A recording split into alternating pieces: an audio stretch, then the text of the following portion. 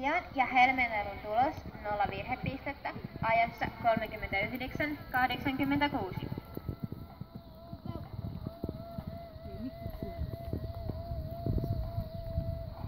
Tällä hetkellä luokkaa johtaa Jonna Suhonen, toisena Minna Harakka, kolmantena Petra Mattila, neljäntenä Saara Junnila, viidentenä Sonja Rouhento, kuudentena Anni Heino ja seitsemäntenä Petra Mattila.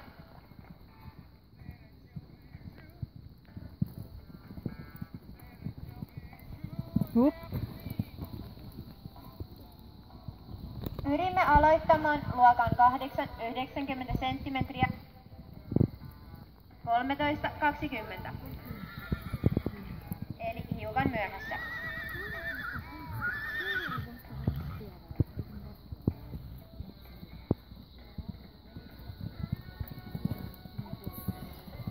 Villi Siina on vuonna 2001 syntynyt tamma.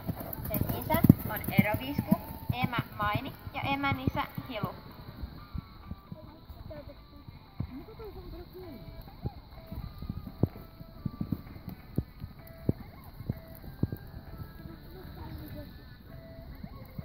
Nope.